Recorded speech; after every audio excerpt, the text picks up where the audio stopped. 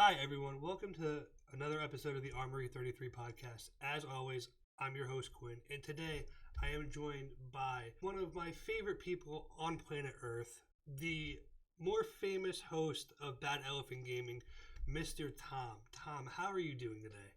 First of all, stop. There is no more or less famous between Josh and I. We are a family. We are a family brand, a family affair, even though we are not related legally.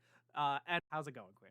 Yeah, I'm doing great. And, it is a family affair because you and him have been best friends for years now. And I've always said that you're my favorite older sibling, next to producer Becca. Listen, Becca is a much better role model than me, so you should just pick Becca overall. But thank you for the kind words. And yeah, no, we've been a constant in each other's lives going way back. And we have always kind of been in the same circles of conversations between wrestling and video games and stuff like that. But yeah, no, I'm excited to be on your show. Thank you for inviting me. Thank you for agreeing to come on. I mean, Josh really didn't have a choice. He's kind of obligated as a family member, but I know you're a very busy man. So thank you for taking time out of your busy schedule to come hang out with us for a little bit. Yeah, I could be sleeping right now, but it's all right. It's all right. I apologize. I was up till about 1 this morning trying to get the show ready to go, and I've been up since 6 with a baby. So yeah, it's. Well, that's all good. Oh yeah, she's good. She's fine. Gotcha. Well, showtime's now, so let's get to it. What do you want to talk about? I want to talk to something that I know you are a walking encyclopedia about. Sure. I want to talk about movies today. Ever since I think the first time I met you, you have always been into film, whether it's writing, editing, filming, and critiquing. I remember watching some of your very first early on videos that you and I believe it was Sycamore Street Studios produced. Mm-hmm. Back in the good old days, yeah.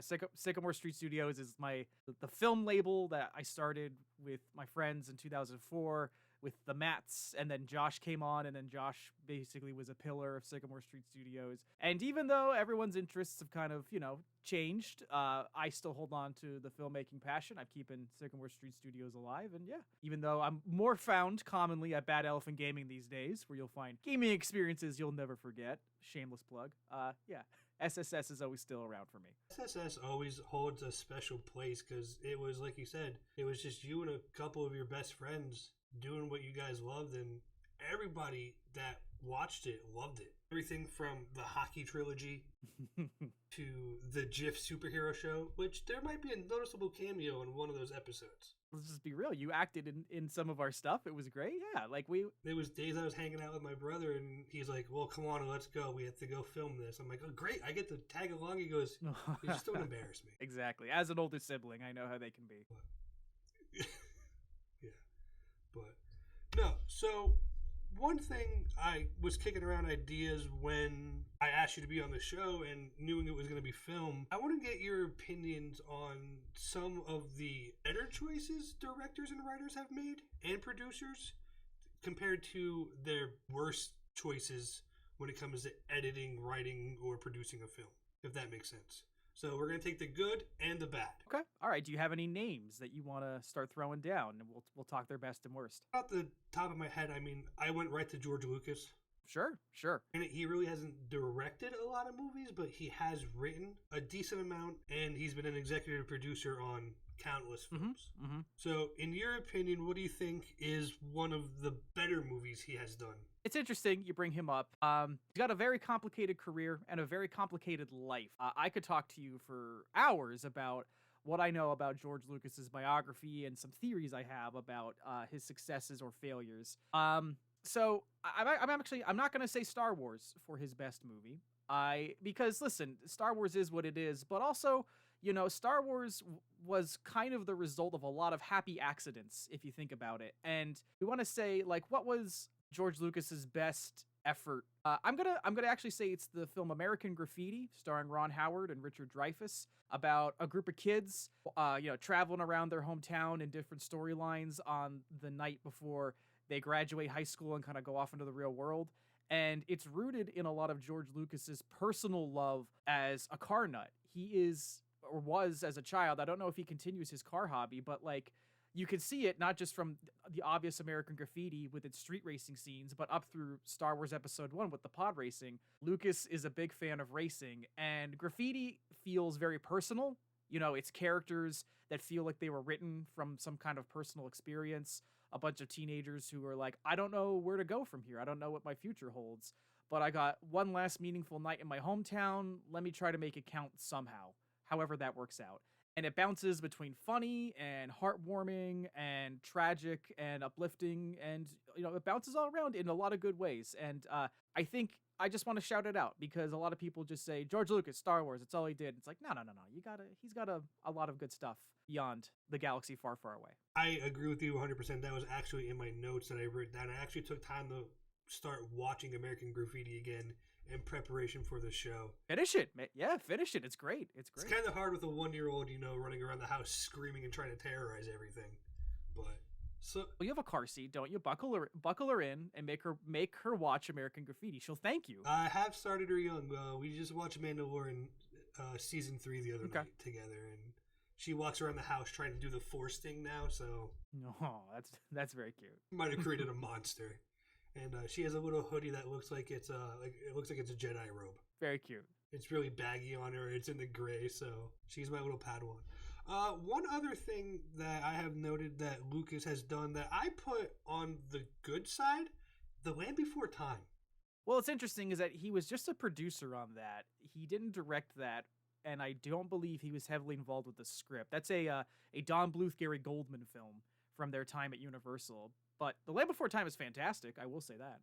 Land Before Time, that's like a go-to children's movie for anybody. It should be. That's a generational movie.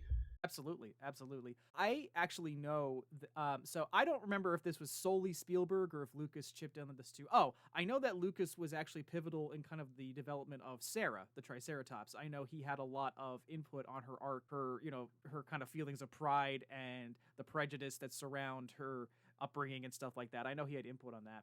But what I was going to say is there's a pretty noteworthy piece of history on that movie. Do you know about the lost footage from Land Before Time? I do not. Would you like to indulge us in some film history here?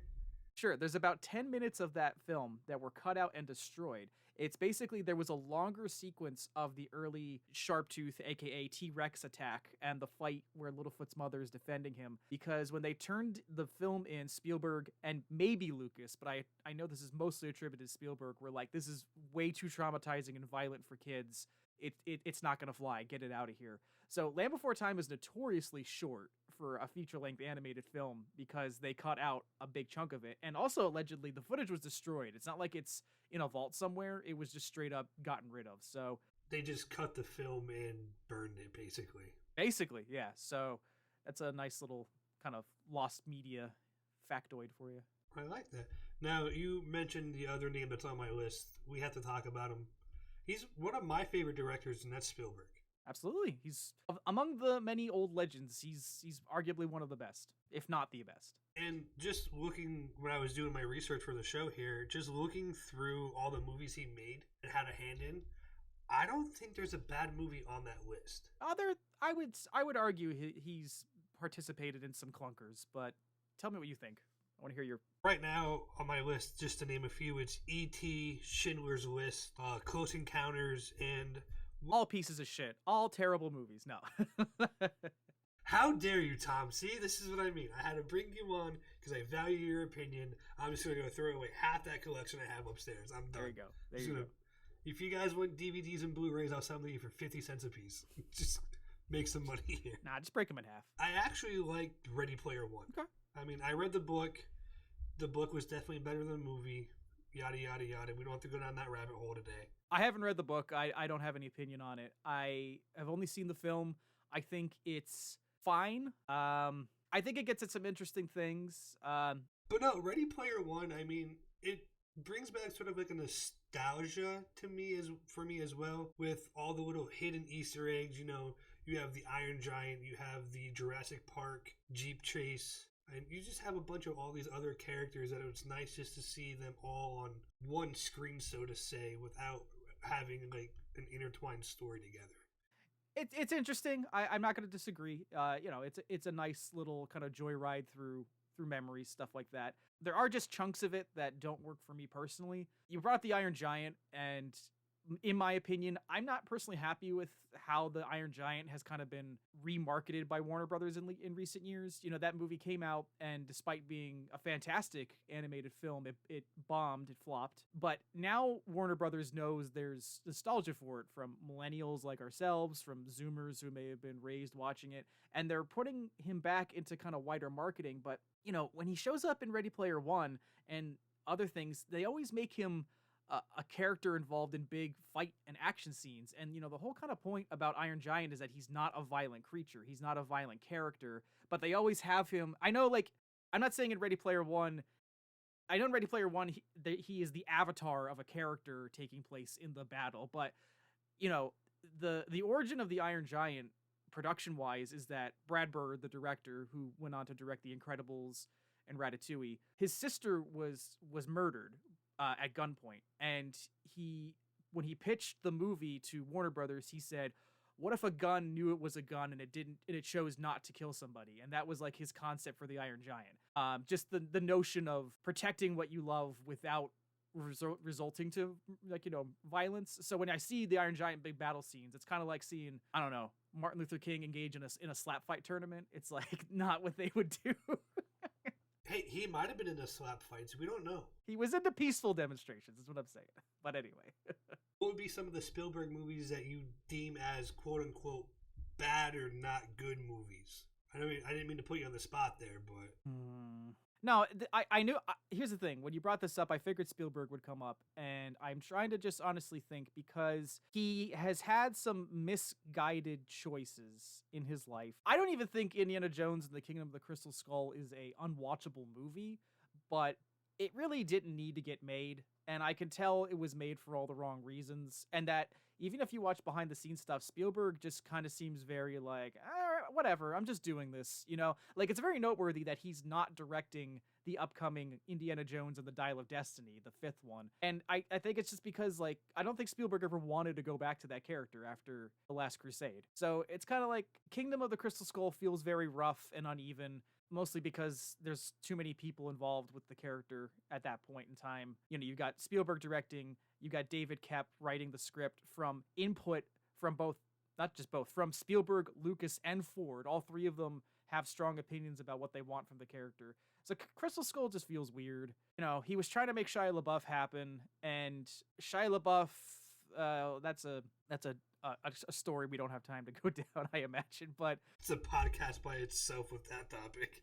Exactly. It's too much stuff that doesn't gel together that well. So maybe that's his worst movie, you know. But even when he sucks, even when Spielberg sucks, he's doing better shit than most people who are directing. You know what I mean? Like, I don't know. It's funny you brought that up, because that's actually in our next topic of movies that ruined a franchise, and that was my number one pick for a movie that ruined a great franchise that didn't need to make a 4th and a 5th one. I mean, when I saw the 5th one was being announced, I kind of just rolled my eyes and I was like, why? Harrison Ford, why? Let's go on. Movies that ruined a franchise. I mean, Star Wars Episode 9, Rise of Skywalker didn't just ruin the sequel trilogy. It kind of, because they made all this, like, the Episode 9 is going to tie all the movies together and solve every mystery. And then it was just stupid. It was like, it may, like, I don't know. Episode 9 may have been my peak Star Wars exhaustion recently. I'm looking through a list of famous franchises. I don't think Toy Story 4 ruined Toy Story, quote unquote, but like it was like putting a hat on a hat. Like they opened the book to close it again, and I wasn't personally satisfied with the story of 4, so it was just kind of like, okay, you made that, and we're getting Toy Story 5. So great.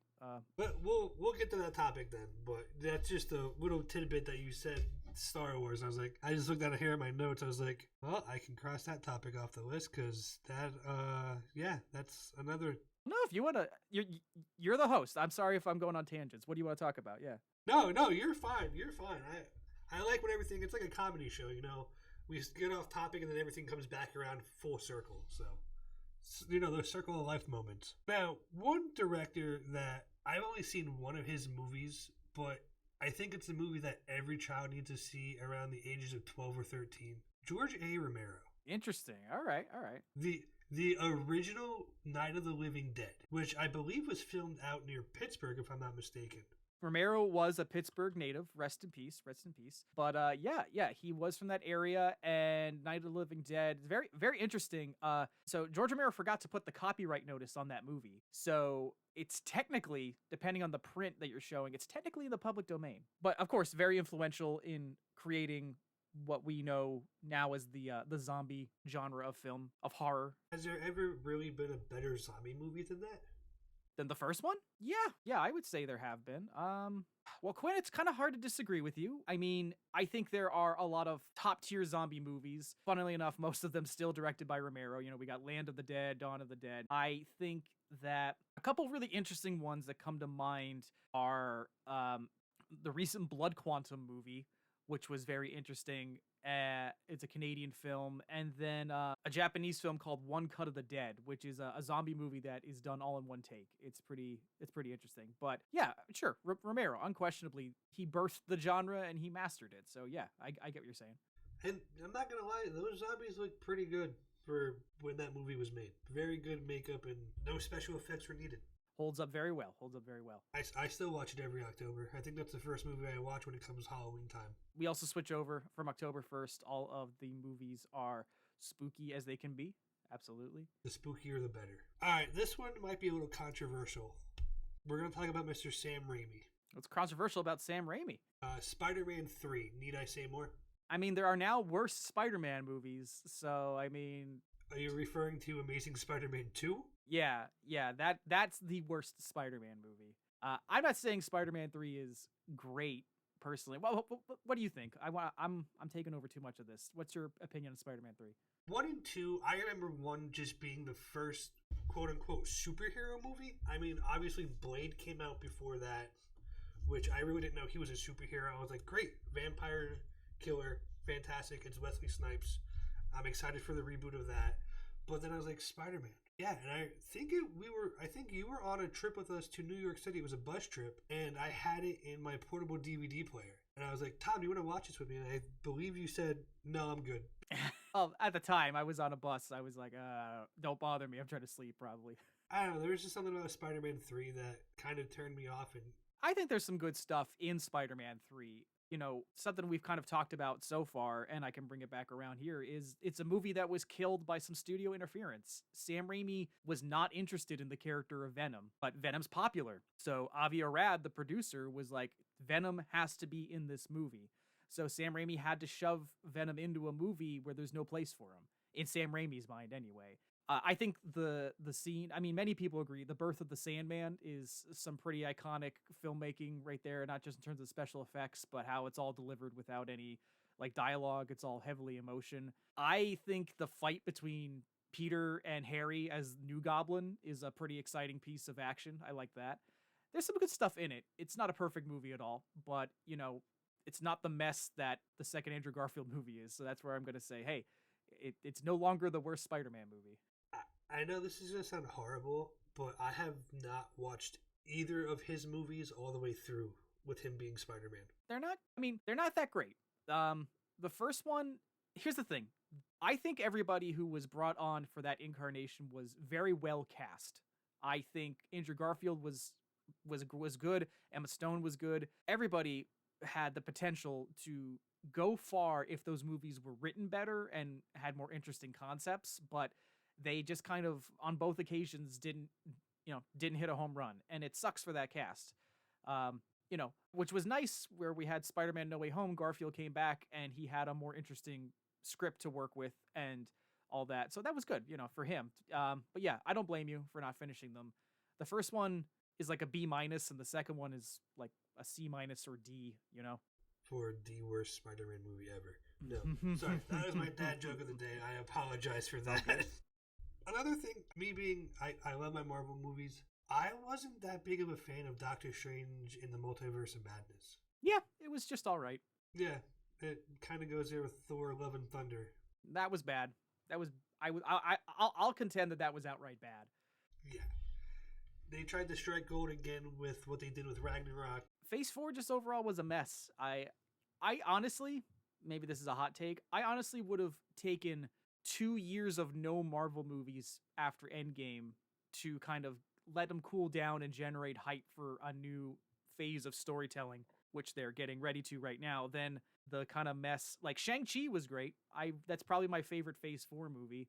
But yeah, Multiverse of Madness, I don't know what it accomplished in terms of either Doctor Strange's arc or, it's just there to be like, look, different versions of characters. Hey, everybody on Tumblr, you wanted John Krasinski to play Mr. Fantastic forever. Well, he's gonna do that once. It's just I don't know what it was, who it was for beyond that. And here's the thing: if you want to see different editions of Doctor Strange, just watch the What If episode. Sure, there you go. If you think about it, that pretty much sums up Multiverse of Madness right there in 25 minutes instead of an hour and a half. Yeah, I just well, I mean, I know that the evil Doctor Strange and the Black Pit universe thing in the movie, that was supposed to be the Doctor from that episode of What If. So there's that for what it's worth. But it's just in terms of like, I don't know. I don't think it was a good sequel to the first Doctor Strange, and just overall, I just didn't really get much out of it except for some cool Sam Raimi weirdness, which is nice. Oh, it's always nice. And then Thor: Love and Thunder, like you said, they tried to repeat what they did for Ragnarok, but like Ragnarok had a better balance of drama and comedy, whereas the comedy was getting in the way of the drama. Like the smallest example from Love and Thunder that just exemplifies everything wrong with it is that quick scene in New Asgard on Earth where they open an ice cream shop called Infinity Cones, and like the logo is the Infinity Gauntlet. So it's like, so in universe, a tragedy that, saw half of existence wiped out, and the battle with Thanos, which saw many people die, is now like okay enough for a cute little ice cream shop. Like that'd be opening, I don't know, a hot dog stand with World Trade Center theming, and being like twin dogs or something like that, like come on. Is it bad if when you said that my mind immediately went to a 9/11 themed? That's what I said, World Trade Center. Yeah, like instead of twin towers, twin hot dogs. Yeah, or like yeah. That's what I was like. Oh no, we can call it twin buns. Twin buns, exactly. Yeah, it's just come on. But like that's what I mean. It's like it's this weird, like, if everything's a joke, then like what's supposed to be taken seriously? Exactly. Yeah. And that's a movie where like someone has cancer, someone's wrestling with a religious existential crisis, someone's wrestling with the death of their family, but it's like, laugh. Also, Army of Darkness and The Evil Dead. Yeah. 2 more great Sam Raimi movies. Sure. Oh, absolutely. Yeah. I mean, Ash is one of horror's most lovable heroes, and Evil Dead, Army of Darkness, it's Sam Raimi just at his most crazy creative, and it's good stuff. Yeah, absolutely. It's a good kind of crazy. Exactly. There you go. All right. Let's shift topics. We've already touched on this topic numerous times. Movies that have killed a franchise. Mm-hmm. Do you want to start it off with any that you have in mind? Because we pretty much touched on some of mine here. Thor: Love and Thunder for sure. I mean, I have a couple other ones, but I don't think anything in the MCU is fair to say as this killed X, because the MCU is gonna go on. Like if something doesn't work, they'll just not come back to that character. Like I don't honestly know if we're gonna get Eternals 2. I was gonna say I pray we don't get Eternals 2, because I watched that when I had COVID last year, and I fell asleep during it, and I woke up and it was still on. Oh. I was like, how long is my nap? My wife's like, you took an hour-long nap. I'm like, this movie's still going. Well, most movies usually are 2 hours, Quinn. I'm busting you. I got you. Well, I mean, we've got the Tom Cruise Mummy. That killed the universe's interconnected dark universe before it even started, if you want to just get into movies that killed franchises. Speaking of Tom Cruise, can he stop making Mission Impossibles, please? Why? They're good. That's like saying Tokyo Drift was the best Fast and the Furious movie. It is. Tokyo Drift's the best Fast and the Furious movie because it's the best. I'm not kidding you. I prefer that to every other film in that franchise because it's got a nice down to earth character story. It's set somewhere, mostly different than what the franchise had been doing. It's set in one location too, so it's contained. It's got some pretty cool driving sequences. It's Han at his best in my opinion, and it doesn't have Paul Walker. And it doesn't have Paul Walker in a non-tragic context. You know what I mean? Like, I'm not saying Furious 8 was great because thank God he's gone. What I meant is that, like, it's a tragedy that he's gone IRL, but at least Brian O'Connor wasn't in Tokyo Drift. Because regardless of Paul Walker's career and everything, Brian O'Connor was like the least interesting character in all those movies. Why do you dislike it, Quinn? Because it threw off the timeline for me. Every Fast and Furious movie throws off the timeline. 4 starts with a flashback. 5 starts with 7 or 8 is like it reveals, oh yeah, Dom and Letty actually got married 10 years ago. We forgot to mention it. Every movie fucks with the timeline. But it was just one of those things. I was like, oh no, Han died, and Han is one of my favorite characters, besides him and Ludacris together. But I was like, oh no, they killed Han. Hey, guess what? 3 movies later, he's back to life.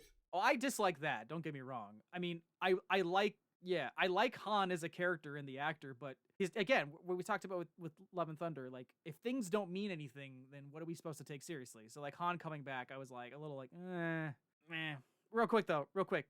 What started that tangent? Oh, you said the Mission Impossible movies. Why don't you like them? This is a hot take. I am not a fan of Tom Cruise. It's not really a hot take. A lot of people dislike him, especially for his Scientology stuff, you know. I mean, that aside, I watched Top Gun Maverick the other day. Great movie. I only watched it for one reason. Miles Teller. You might be the first person in the history of mankind to ever say, I can't wait to watch this movie for Miles Teller. He's very good in Maverick, though. I'll give you that, yeah. You remember Whiplash? That was a great movie, too. Of course. It is. But again, he's not, I would not say he's the main event of Whiplash, but I mean. Oh, no. It's Mr. J. Jonah Jameson himself. So you're a big Divergent franchise fan, I'm guessing, then, right? You're like, Miles Teller? Oh, my God. Actually, if you listen to the Valentine's Day episode, that was the first movie Nicole and I ever watched together. I'm behind on that one. I'm sorry. Wait a second. Miles Teller. He was in Footloose remake. Well, the Footloose remake doesn't exist. Let's be honest here. Real quick. So, being that you and your wife have such a close connection to the Divergent franchise... No, we're talking about movies that killed franchises. Do you know about the Divergent franchise, the larger story of it? Not really. She just forced me to watch all the movies in one weekend. Well, do you know why the movies are not done? No, that's not true. So they were doing what Twilight and Harry Potter did. It's Divergent was a 3-book series, and they were like, these 2 franchises split their last book into 2 movies, so we're gonna do that to make more money because money, you know. So the 3rd Divergent movie did so poorly at the box office that the studio panicked and they announced that the 4th movie will not be going to theaters. It's going to premiere on Freeform. We're going to make a made-for-TV movie. And the cast didn't know that until the announcement was made. So Shailene Woodley and everyone involved was like, we're not acting in a made-for-TV movie. And basically, negotiations were never made, and the Divergent film franchise never ended. So the 3rd Divergent movie killed that franchise, if we're talking about this subject, you know? You might get a phone call from my wife after she hears this episode. I didn't make the decisions. I'm just telling you the story, all right? This is why I wanted to have this. This was our topic because, like I said before, you're a walking encyclopedia of movies and knowledge. Imagine the knowledge I could have. Remember, with great power comes great responsibility. I don't know how great this power is, but thank you. Iron Man 3. Do you think that killed the Iron Man franchise? I know you said it's hard to say a Marvel movie killed X, Y, and Z, but I feel like Iron Man 3 was a movie that kind of did in the other 2, where they were great, great storytelling, great arcs and everything like that, but 3 kind of just... Iron Man 3 is not for me personally. I didn't care for it. It doesn't get me concerned enough to honestly, Iron Man 2, if we want to talk about something that's not good for story, Iron Man 2 is such a thin corpse of a movie that it's they really didn't have enough ideas, but they needed to get a sequel out fast, and let's just shove as many Avengers references in to keep audiences remember, it's happening, Avengers are coming. I don't love Iron Man 3. There's a lot about it I dislike, but I don't think that had too much of a negative impact. I think the first Iron Man's still pretty iconic for what it is. I don't think that franchise got too ruined. You think they all kind of got hurt a little bit? A little bit. It might have been a tarnish on the reputation of Iron Man in my eyes anyway. On my list here, I just have any DC movie because I do not know. I mean, are we talking about franchise killing? Or just killing of a company. I mean, DC's notorious for releasing movies that kill franchises. I mean, the first Green Lantern killed the Green Lantern franchise. And then, of course, like most of the decisions made in the quote unquote Snyderverse, I guess as we're calling it, were franchise killers. Batman versus Superman was like the studio backpedaled pretty hard on that. But then Suicide Squad, I don't know. DC's too easy of a punching bag for me. I could go on too long with that one. What about you? Yeah, I don't think I've watched a single DC movie all the way through, excluding Batman, but I kind of don't. Batman's carrying that company. He shouldn't be. That's the problem. Like, I like Batman, but I'm not gonna lie, I'm kind of sick of Batman. There's too much. There's too much Batman-related stuff, and not enough of it's good. I mean, Matt Reeves' The Batman was enjoyable. I had a lot of fun with it. I think it's a solid B+. But, DC has more, but they don't know how to market any of their heroes. And so they, like you said, yeah, Batman's carrying the company because they're kind of forcing him to. I have another one that's kind of a broad generalization, but any horror movie with more than 3 movies and a remake. All right. So, like, I mean, are you saying that, like, those franchises are dead? Like, what are you getting at with that? No, just like Friday the 13th. Those were good until Jason Takes New York City. Like, why? Why does he have to go to New York? Sure. Yeah. Or like the Chucky series, Child's Play.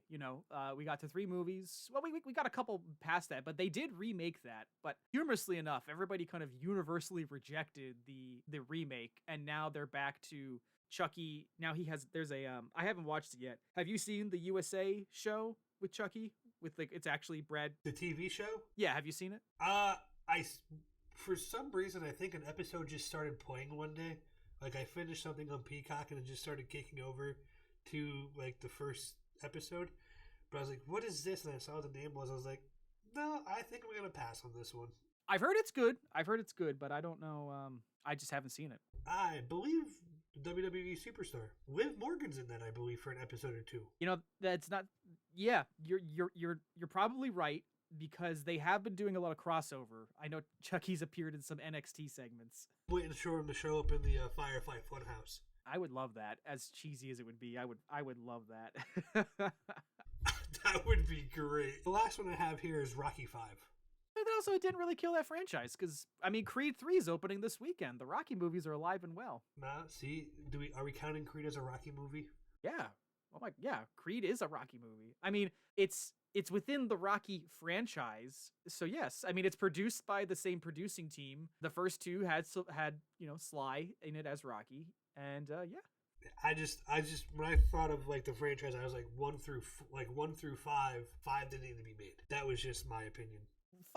5 sucks. Like, don't get me wrong. 5 is a pretty lousy movie, but Rocky Balboa. Rocky Balboa was a nice way to pull the franchise out of the hole that 5 put it into. You know what I mean? So, but yeah, and then Creed picked up the torch and they've been running with it. I'm excited to see Creed 3 personally.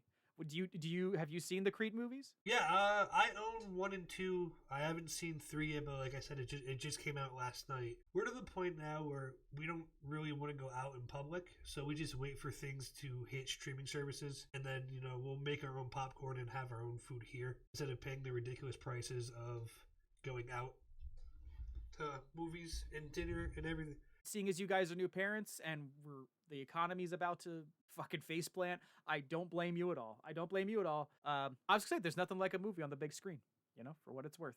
Top Gun Maverick, did you see that in theaters or did you see that at home? I waited for that to come on to Paramount. I watched it at home.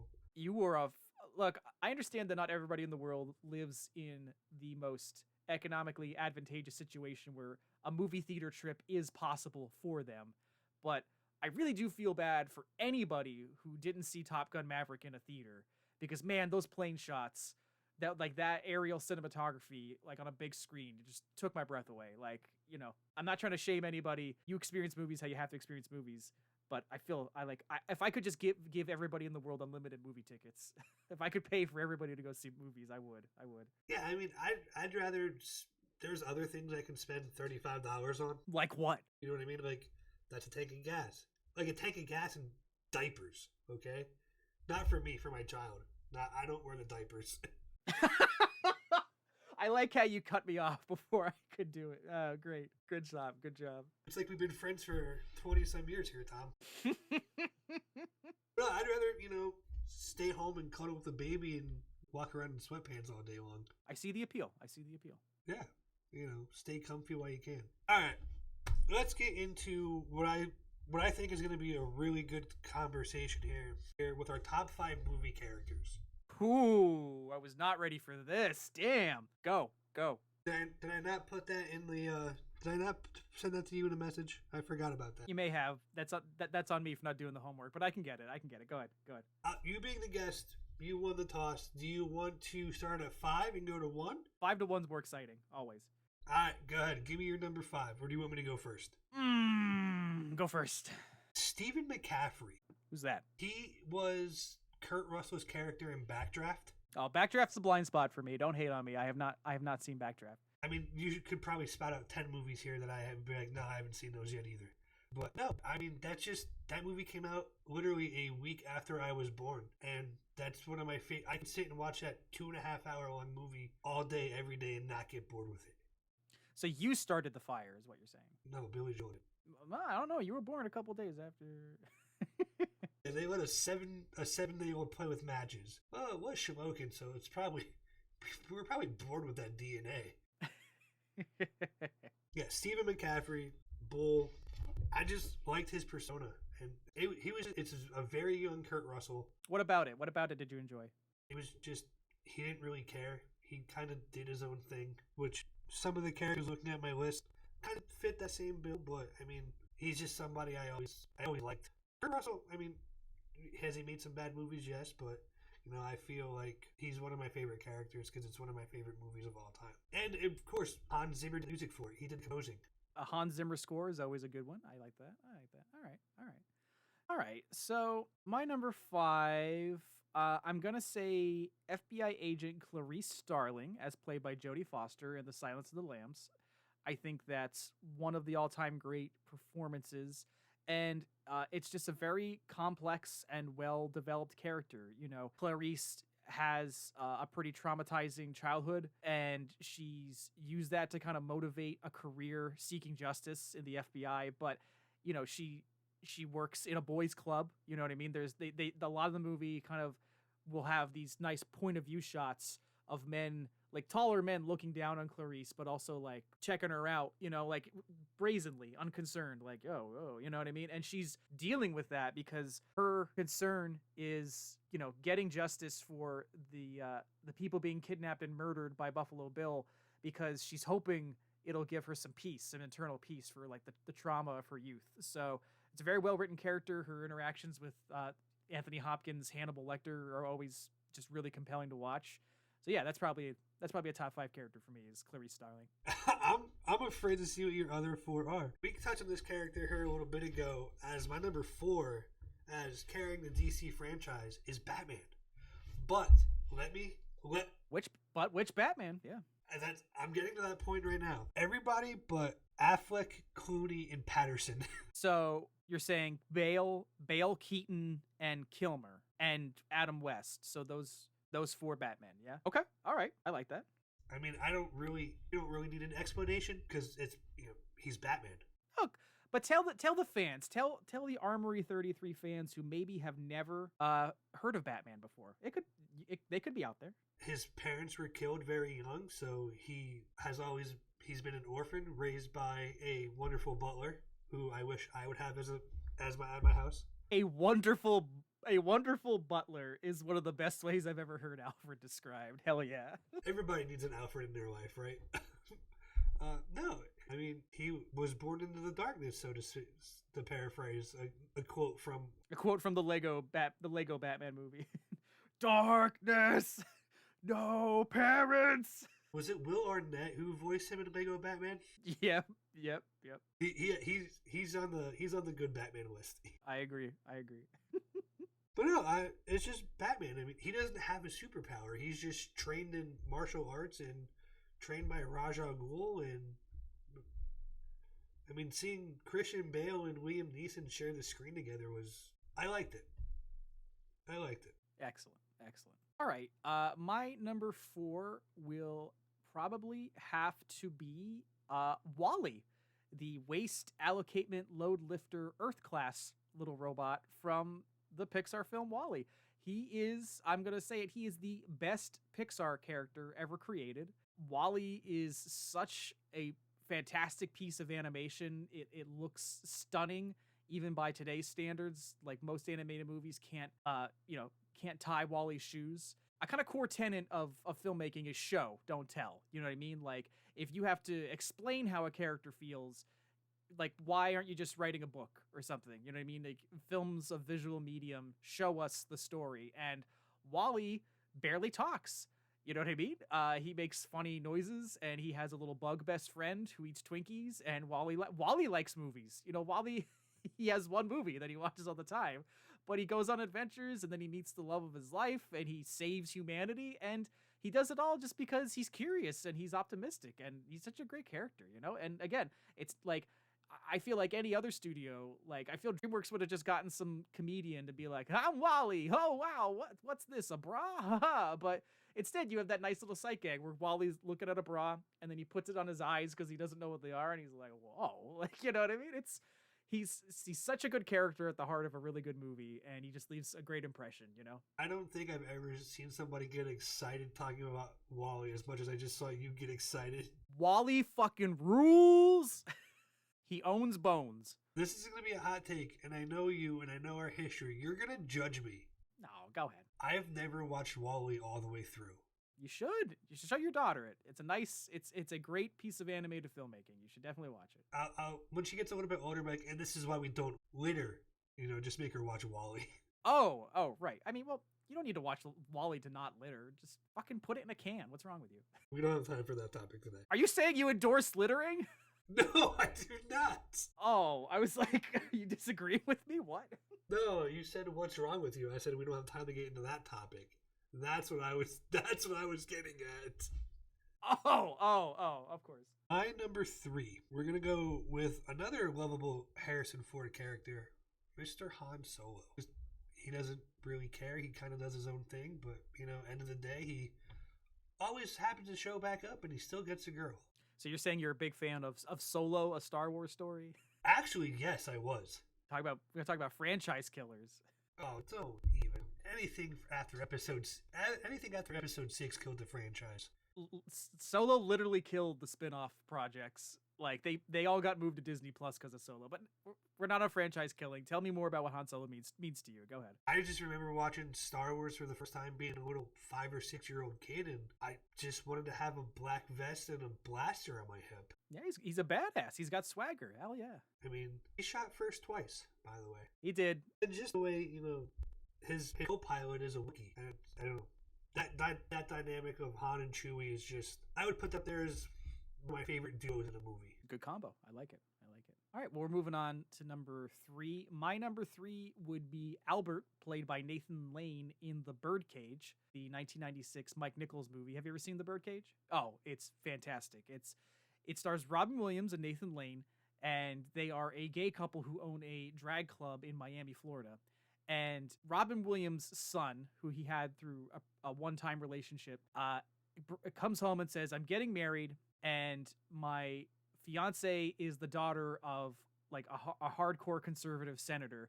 So I need you to like stage being like a straight person in a traditional marriage for just one dinner. And a wacky series of events ensue. It's one of the funniest movies ever made. It's very good. It's very funny, but also emotional and positive. And Nathan Lane as Albert kind of anchors the whole thing. They're a performer, like they love being on stage, and they're hungry for attention. Like in the relationship, Albert's hungry for emotional attention. On stage, they love the crowd, but they also are there willing to do whatever they can to help their family. And in the situation that they're in, it culminates in Albert, who is a drag performer, dresses up as Robin Williams' wife and tries to convince them through the whole dinner that he's just this sweet little old lady. And it's one of those comedy of errors, comedy of circumstance movies that, like, to explain any further would spoil the best jokes. But if you love Robin Williams especially, and you love just good character comedy, The Birdcage, check it out. It's a very good movie. Hank Azaria, who does a lot of voices on The Simpsons, he plays their butler, and he's like, everybody in the cast is just great. Gene Hackman is the senator. Yeah, like, see, again, everybody needs a good butler in their life. wonderful butlers. Yes. That should have been a list. You should have, Quinn, your next guest, top 5 wonderful butlers, go. Whoever they are.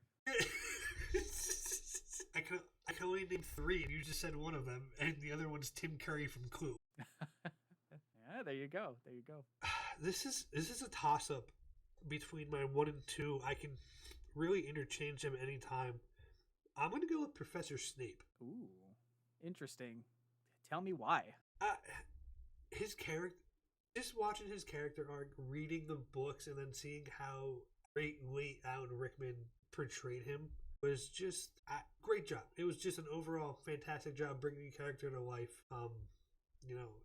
You're meant to not like him in the first couple of books and movies, and then you see everything he has done to protect Harry and everybody else, and you're like, oh, I like this guy now. But I mean, dressing all black, the hair slicked back, it was kind of like a teacher everybody liked, where he wouldn't take any crap from students, but he was also a cool guy to hang around with. Snape? He's a bully to the students and an asshole. He didn't want to hang out with anybody. Did we watch the same movies? Well, if you're in Slytherin house, you want to hang out with them. Well, I guess. I mean, I'm a Slytherin, but I don't know. I feel like Snape still wouldn't want to hang out with anybody, so I don't know. But I'd try and be his friend. I would try and be his friend. He would not accept you, but What do you got for number 2 there, Mr. Tom? Oh, it's my number 2, yeah. My number 2 is George Bailey, played by Jimmy Stewart in 1946's It's a Wonderful Life, which is the best Christmas movie ever made and just one of the best films ever made, period. He's at the center of the story. He's a man through which have you seen It's a Wonderful Life? Do I have to avoid spoiling that movie for you too? I have. I'm not uncultured. You have seen it. Oh, okay, great. All right. So, what's interesting about the movie is, like, you're kind of watching the journey of this man who eats a lot of shit, not like, I'll be honest, he'll make sacrifices, but sometimes life will intervene and just take things from him, but he never does the wrong thing. He never takes the easy way out. And you feel for him, you really do. Like, my wife had seen the movie when she was young, but like a couple years into our relationship, we kind of like watched it, and it was her first serious beginning to end.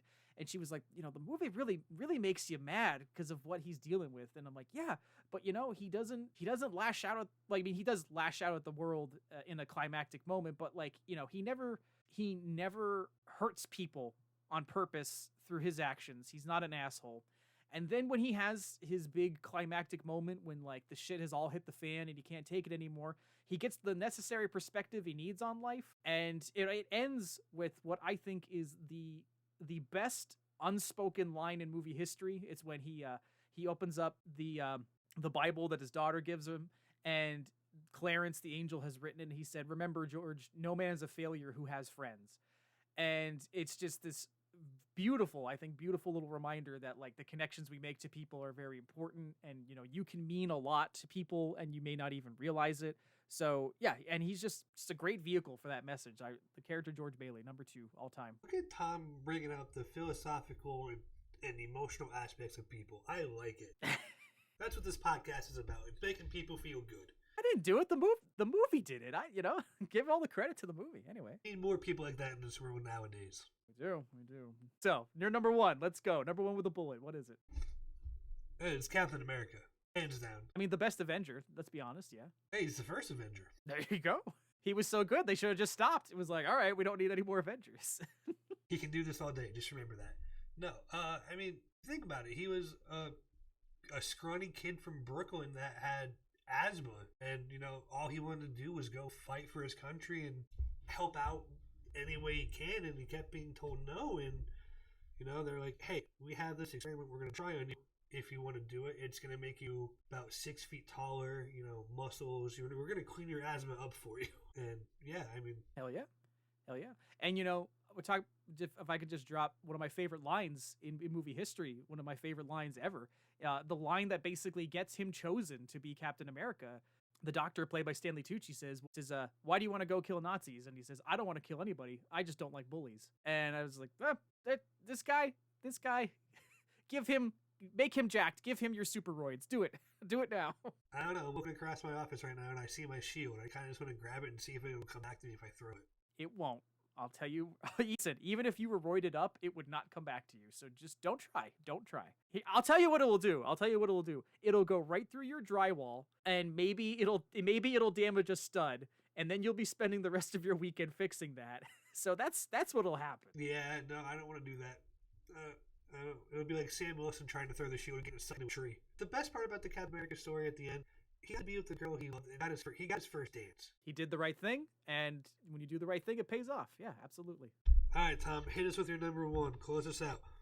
My number one most important, most influential movie character of all time. Oh shit, this wasn't as easy as I thought it was when I said it as number one. It's probably E.T. Probably E.T. the extraterrestrial, the little shriveled nutsack man who comes to Earth in the 1982 film. But no, listen, I as with Wall-E, I really have an appreciation for characters that are uniquely designed and are kind of there to act as catalysts for other people to be better, you know? And E.T., he's got this sense of curiosity and exploration about the world, you know? He's also like a vulnerable in an appealing way. You know, he's lost. You doing the finger, yeah.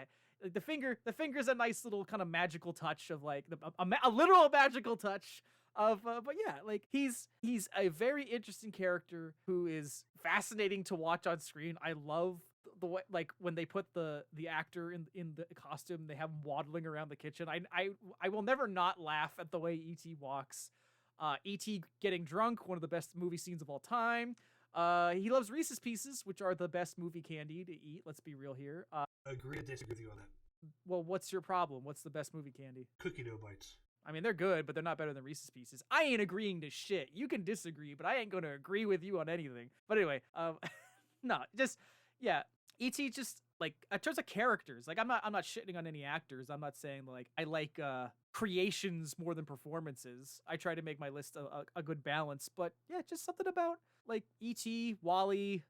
So you like aliens. Got it. I mean, aliens are cool. I mean, the Xenomorph, if we want to get off the wholesome Tom shtick, yeah, the Xenomorph, that's a fucking incredible design. And in the movies where it's used right, you know, the first two, truly terrifying. That scene of the Xenomorph coming out of the water behind Newt, just stunning, you know? Just, like... I didn't mean the movie Aliens. I meant aliens as in E.T. and Wall-E. Well, Wall-E's not an alien. He's a robot. A robot? He's a robot, yeah. He's a mechanical... He's an automaton. But anyway. Those are two great top fives of movie characters. Tom, thank you again for taking time out of your busy Saturday. If people find you at Tom, if they want to hear more of your wonderful wisdom and knowledge.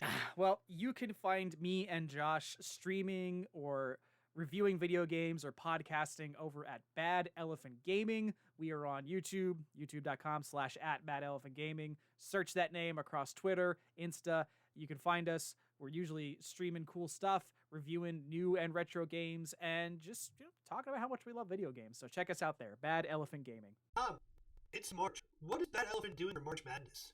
Oh, look at you doing the advertising I'm not doing. Yes, we are actually running a video game March Madness tournament, as we've done for the last five years. 5 freaking years. Can you believe it?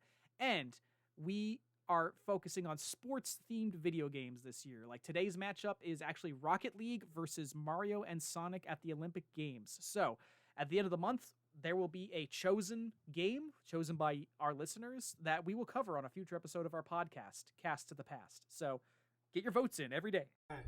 Well, Tom, again, thank you for everything. It's always a pleasure getting together with you. We'll have to get together in person here real soon. You know, you can bring that beautiful wife of yours up, and I'll make you guys a very nice dinner. There we go. Excellent. I'm looking forward to it. Take care.